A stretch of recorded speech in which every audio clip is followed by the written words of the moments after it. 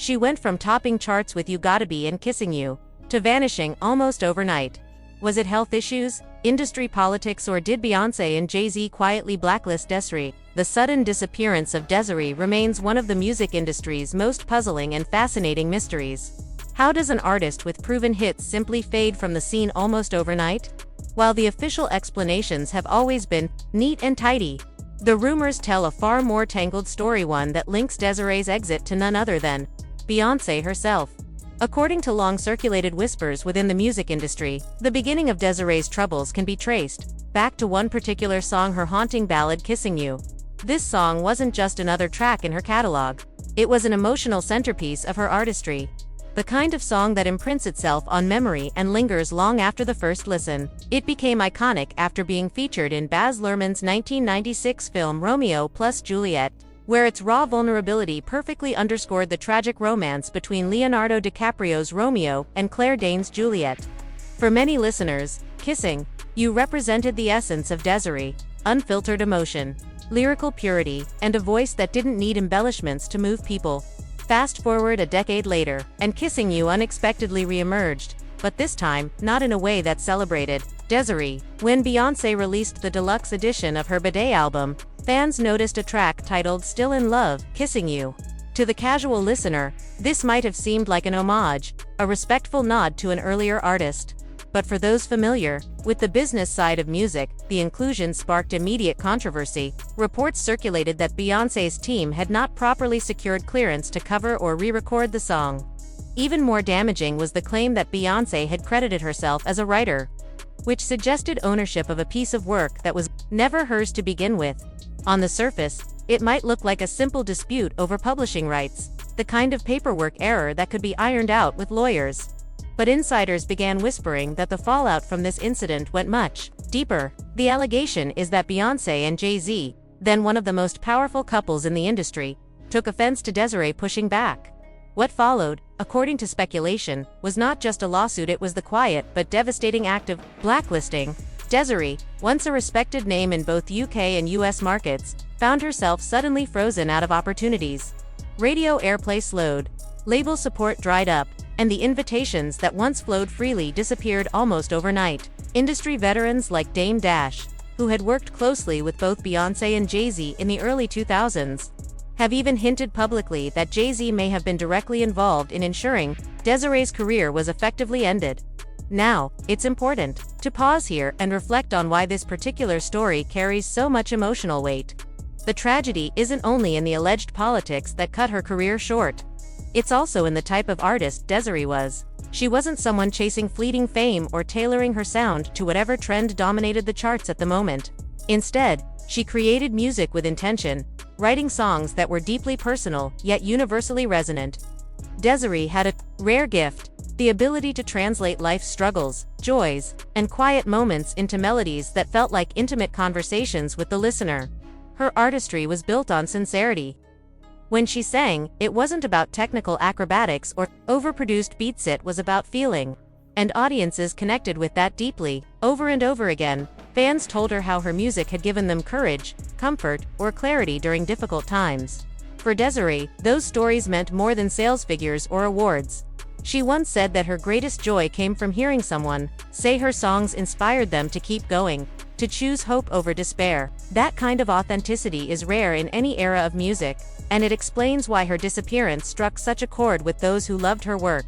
Imagine an industry landscape where an artist's career could be derailed, not because of a lack of talent, not because of irrelevance, but because they dared to stand up for themselves. That's the lens through which many people now view Desiree's story.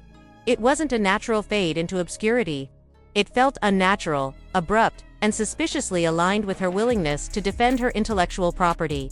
And in that sense, it raises larger questions about how the music industry treats its artists, especially women, especially Black women, and especially those who refuse to quietly surrender their rights. Desiree's absence created a vacuum not just musically, but spiritually. The late 1990s and early 2000s were saturated with pop stars manufactured for mass appeal, many of whom came and went with little lasting impact.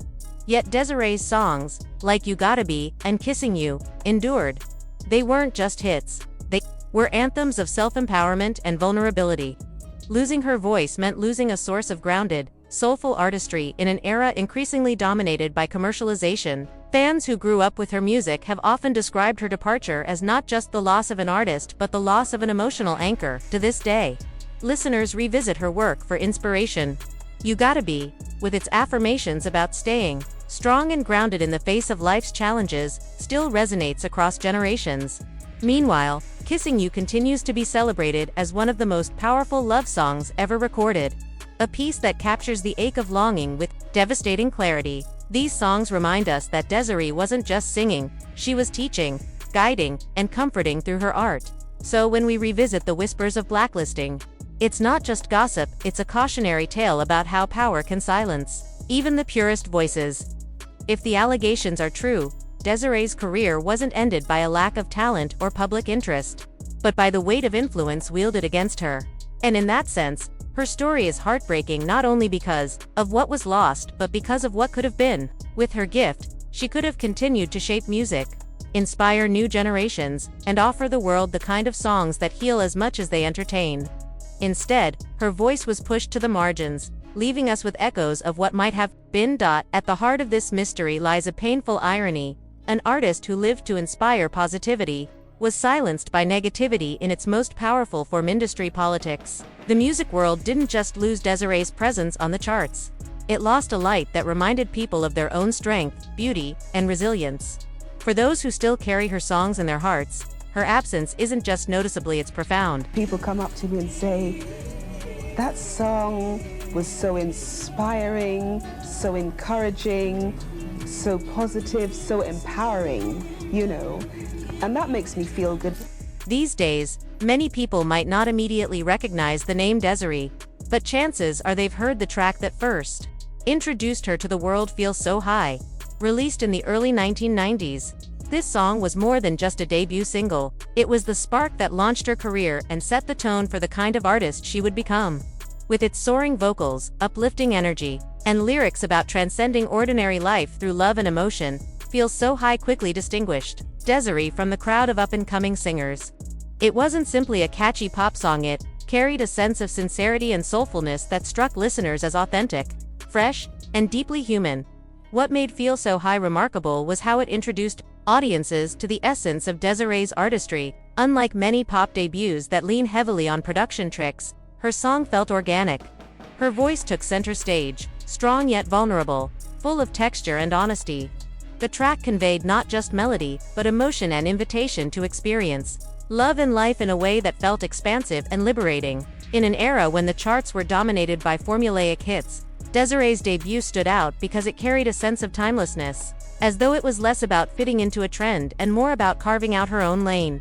The success of Feel So High also signaled a shift in how the music industry was beginning to take notice of artists who didn't neatly conform to genre boundaries. Desiree wasn't boxed in as strictly R&B, pop, or soul. Instead, she blended influences from all three, along with echoes of jazz and gospel, into a sound that was uniquely her own. That refusal to conform became both her strength and, later, one of her greatest challenges, as labels and radio stations often struggled with how to market her. But in the early days, with Feel So High, that uniqueness was part of her allure. Critics at the time praised the track for its sophistication, noting that it sounded like the work of a seasoned artist rather than a newcomer. Desiree's performance exuded confidence, not the tentative steps of someone still finding her voice. This was an artist who seemed to arrive fully formed, with a clear sense of her musical identity. For many listeners, hearing Feel So High for the first time was a revelation. Here was a Black British woman delivering music that transcended borders and carried a universality that could resonate with anyone, anywhere. Commercially, the song carved a path that would lead to greater things. It introduced her to UK audiences first, gaining traction and airplay before making its way across the Atlantic. The fact that her very first single was able to build that kind of momentum says a lot about both the quality of the track and the way it connected emotionally with listeners. Every artist dreams of a breakout song that not only announces their arrival but also sets the stage for longevity. And Feel So High did exactly that for Desiree. Looking back, it's easy to see how pivotal this moment was. Without Feel So High, there might not have been You Gotta Be or Kissing You. That debut wasn't just a career starter, it was proof of concept. It showed labels, audiences, and most importantly, Desiree herself, that her music had the power to resonate deeply. And unlike many debut singles that get lost in the shuffle of history, Feel So High has endured as one of her most memorable contributions to music. Fans still revisit it today, not only for nostalgia but because it embodies the kind of uplifting, soul-infused artistry that defined Desiree's career.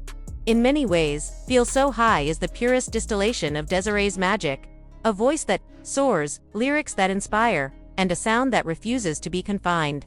It was the moment the world first got a glimpse of an artist who had something truly unique to offer, and for those who were listening, it was clear they were witnessing the rise of a rare talent. Had very strong contradictions in myself, conflict I would say, not contradictions, about singing, because even though the desire was there, it terrified me to do it. And still, now, I'm paralyzed with nerves when I have to go on stage.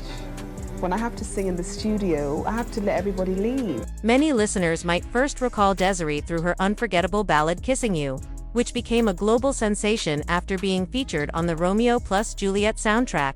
Another standout in her catalog, You Gotta Be, climbed all the way to number 5 on the Billboard Hot 100 and went on to dominate VH1 as the most played music video of its time. That single alone held its ground on Billboard's recurrent chart for an astounding 80 weeks. Alongside the commercial success, Desiree also collected prestigious honors, including the award for Best British Female Solo Artist. Her journey into music was remarkable in its own right. Born in November 1968 in southeast London to a mother from British Guyana and a father from Barbados, she grew up surrounded by the sounds of reggae, calypso, and jazz. At just 22, and with no industry connections, her career took off when her boyfriend sent a demo tape to Sony 550.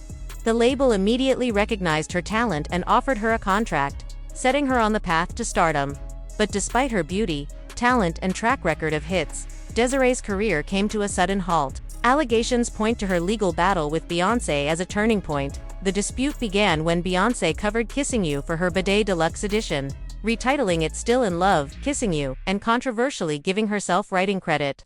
The licensing deal had reportedly fallen through, yet Beyoncé still recorded the track and even shot a video. When Desiree discovered this, she filed a lawsuit seeking $150,000 in damages and the withdrawal of the song from circulation. This wasn't the first time she had to defend her work. Back in 1998, Desiree won an out-of-court settlement, granting her 25% of the publishing royalties for Janet Jackson's Got Till It's Gone, which bore a striking resemblance to her own song Feel So High. For Desiree, that battle wasn't about money but recognition. As she explained, it was about justice and proper credit, something she felt could have been avoided had permission simply been requested. So when the same thing happened with Beyoncé, Desiree stood her ground once again. The problem, however, was that challenging one of the industry's biggest rising stars is a dangerous move. The lawsuit is widely believed to have cost Desiree her place in the spotlight. Insiders claim her music lost radio support, her label withdrew backing, and her career opportunities dwindled. Reports suggest Sony eventually dropped her, citing the failure of one underperforming album, a baffling explanation given her history of delivering chart-topping hits like You Gotta Be, Kissing You, and Life. For an artist with such a legacy, one lukewarm album should never have erased years of proven success. That's why some believe more was at play behind the scenes. Dame Dash has even alleged that Jay-Z played a role in her blacklisting, suggesting a targeted effort to silence her career. Meanwhile, the media offered alternative explanations for her disappearance, pointing to health and personal challenges. Desiree was reportedly diagnosed with an underactive thyroid, which left her with low energy, and Sony supposedly saw that as a limitation. Additionally, though she's shown brightly on stage, she was said to struggle with anxiety, which affected how frequently she released music in the end. Desiree's story is one of brilliance dimmed far too soon, whether by industry politics, personal battles, or both. If we're being honest, none of Desiree's personal or professional struggles should have spelled the end of her career. With the right team behind her, she could have continued making soulful, uplifting music while still protecting her mental and physical health. Instead, the industry seemed more focused on obstacles than on the extraordinary talent she brought to the table. Adding to that, she faced an entirely different kind of barrier: the bias of radio. urban radio stations reportedly refused to play her music, claiming her sound wasn't black or urban enough to sit alongside other black artists. The irony here is staggering. The same industry that prides itself on diversity couldn't figure out how to embrace a chart-topping black woman simply because she didn't fit into their narrow definitions of genre. Desiree herself spoke openly about this frustration, pointing out that legends like Jimi Hendrix, Tina Turner, Sade, and Seal all faced the same criticism for being too pop. As she put it, "Does the fact that I speak from my own experience as a black woman count for nothing?" She also revealed how record labels boxed her in with confusing marketing strategies. Executives told her she wasn't black enough for black radio and not contemporary enough for pop, suggesting instead that she be marketed to the adult contemporary audience. Desiree remembered asking, "Well, what's a C?" only to discover that her career was being shoved into a niche she never chose. Even when her music soared, small moments of backlash threatened to overshadow her artistry. Her song Life, a hit in its own right, was mocked for its quirky lyrics about being afraid of ghosts and preferring toast over fear. While critics turned those lines into the butt of jokes, Desiree became an easy target. But let's be real, plenty of artists have written clumsy or questionable lyrics, and many of them still headline stadium tours. For Desiree, one viral punchline shouldn't have derailed an entire career. When you put all of these pieces together, the radio shutout, the lyrical ridicule, the health challenges, the label politics, they don't fully explain why she vanished. Plenty of artists have endured far worse and made triumphant comebacks. That's why many believe something else was at play. The Beyoncé factor. The theory goes back to the Kissing You lawsuit and the power dynamics around it. And Beyoncé herself has faced repeated accusations of borrowing from other artists and then moving in ways that undercut their careers. For example, singer Amory once pioneered the go-go-inspired sound with producer Rich Harrison, only for Beyoncé to hire the same producer and allegedly repackage that style for herself. The result? Amory's original sound was overshadowed, while Beyoncé's debut single, Work It Out, failed to capture the same energy and struggled on the charts. To some observers, this pattern feels less like coincidence and more like strategy. Back in 2003, another controversy added fuel to the ongoing conversation about Beyoncé and borrowed music. Singer Jennifer Armour claimed she had submitted a demo of her track, Got a Little Bit of Love for You, to Columbia Records, Beyoncé's label. Months later, she says she turned on the radio and heard Beyoncé's Baby Boy, which she believed sounded strikingly similar to her own work. Armour filed a lawsuit, but the case was dismissed because she couldn't prove Beyoncé had personally heard her song before recording hers. Examples like this are part of why so many people find the theory about Desiree's blacklisting at the hands of Beyoncé and Jay-Z believable. Damon Dash, who was closely tied to the couple in the early 2000s, has repeatedly suggested that Desiree's fall from grace wasn't accidental, it was orchestrated.